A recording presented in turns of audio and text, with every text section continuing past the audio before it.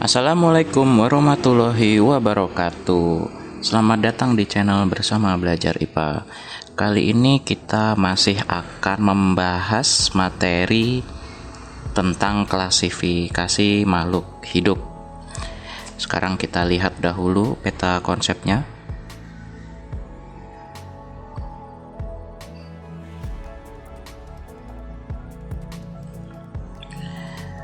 Pada pertemuan sebelumnya kita telah membahas bagian 1. Bagian 1 ini yang telah kita bahas adalah ciri-ciri benda di lingkungan sekitar. Untuk pertemuan kali ini kita akan membahas bagian yang kedua. Bagian yang kedua itu adalah cara membedakan benda hidup dan benda tidak hidup.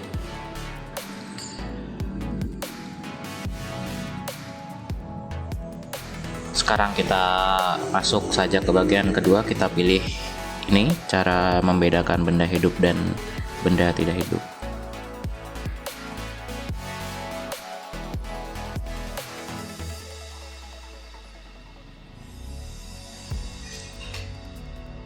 Cara membedakan benda hidup dan benda tidak hidup. Diawali dengan sebuah pertanyaan.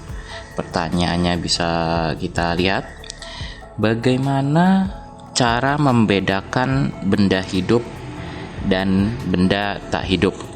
Untuk lebih jelasnya, mari kita simak.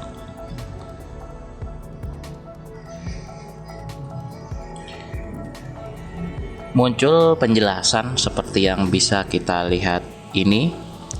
Penjelasannya yaitu benda hidup dan benda tak hidup atau benda mati dibedakan dengan adanya ciri-ciri kehidupan.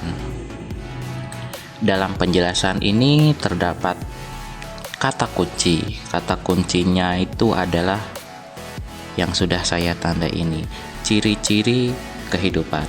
Jadi suatu benda atau suatu makhluk bisa dikatakan hidup atau benda hidup jika memiliki ciri-ciri kehidupan. Lantas apa saja ciri-ciri makhluk hidup itu? Untuk mengetahuinya kita lanjutkan. Ciri-ciri makhluk hidup. Yang pertama, ada bernafas. Bernafas ini bagi makhluk hidup tujuannya yaitu untuk menyediakan oksigen untuk darah dan membuang karbon dioksida, karena oksigen sangat penting bagi kehidupan makhluk hidup. Kemudian ciri makhluk hidup yang kedua yaitu ada memerlukan makanan dan minuman. Makhluk hidup memerlukan makanan dan minuman, yang mana tujuannya yaitu untuk mendapatkan energi untuk melakukan berbagai aktivitas, yang mana energi-energi tersebut didapat dari makanan dan minuman yang dimakan atau yang dikonsumsi. Kemudian ciri makhluk hidup yang ketiga yaitu bergerak. Setiap makhluk hidup punya cara pergerakan yang berbeda-beda. Misalnya pada gambar ini ada manusia yang sedang berjalan menggunakan kaki. Kemudian contoh lain yaitu ikan. Ikan dapat berenang atau dapat bergerak dengan menggunakan siripnya. Kemudian burung dapat terbang dengan menggunakan sayapnya. Kita lanjutkan. Lalu ciri yang keempat ada tumbuh dan berkembang. Pertumbuhan adalah bertambahnya ukuran, baik itu tinggi badan maupun berat badan. Seperti gambar yang telah muncul ini, manusia mengalami pertumbuhan mulai dari bayi, lalu menjadi anak-anak, remaja, kemudian menjadi orang dewasa. Tumbuh dan berkembangnya manusia ini dapat dipengaruhi oleh berbagai faktor. Contohnya seperti asupan gizi, yaitu dari makanan dan minuman. dan bisa juga dari kebiasaan berolahraga yang dilakukan masing-masing manusia tersebut. Kemudian ciri yang kelima ini ada berkembang biak. Berkembang biak bagi makhluk hidup itu bertujuan untuk melestarikan keturunan agar tidak punah. Sebagai contoh, seperti pada gambar yang sudah muncul ini, misalnya kita sebagai manusia pasti lahir dari ayah dan ibu, dan ayah dan ibu juga pastinya memiliki orang tua, yang mana orang tua ayah dan ibu itu kita panggil kakek dan nenek, dan begitu pula seterusnya. Kemudian ciri makhluk hidup yang keenam yaitu K terhadap rangsang. Kemampuan menanggapi rangsangan itu disebut juga dengan iritabilitas. Untuk manusia itu dilengkapi dengan alat indera untuk menanggapi rangsang.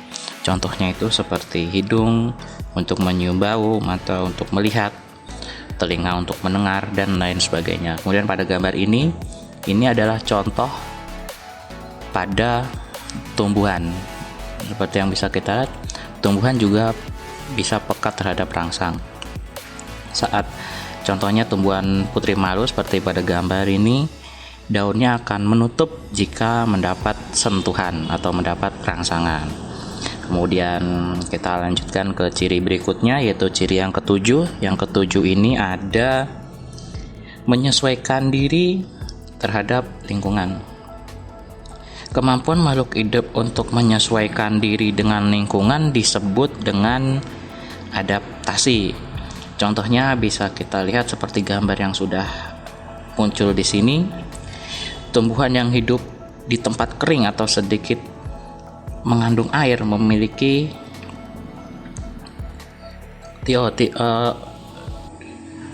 daun yang sempit atau bahkan hanya memiliki duri seperti kaktus pada gambar ini. Sedangkan tumbuhan yang hidup di tempat basah atau yang di tempat yang banyak mengandung air memiliki daun yang lebar dan tipis. Contohnya seperti teratai.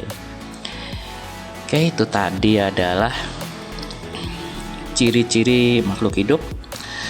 Mungkin cukup sekian dulu pembahasan kita pada bagian kedua ciri-ciri makhluk hidup ini.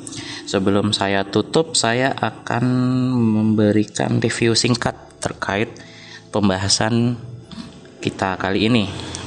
Review singkatnya yang bisa kita lihat ada dua. Yang pertama yaitu apa yang membedakan benda hidup dan benda tak hidup. Kemudian yang kedua yaitu apa saja ciri-ciri makhluk hidup. Silahkan boleh dijawab review singkat tersebut untuk mengetahui pemahaman kalian tentang materi yang baru saja kita bahas ini. Kemudian untuk jawaban dari review singkat pada bagian yang pertama, bagi yang belum nonton video pada yang bagian pertama, nanti silahkan klik di pojok kanan atas pada layar kalian. Pada berikut adalah jawaban review singkat bagian pertama. Oke, saya mohon maaf jika ada kesalahan dan kekeliruan yang saya ucapkan. Silahkan teman-teman semua boleh koreksi atau memberi saran serta masukan. Semua bisa disampaikan di kolom komentar. Terima kasih. Semoga apa yang saya sampaikan ini bermanfaat. Wassalamualaikum warahmatullahi wabarakatuh.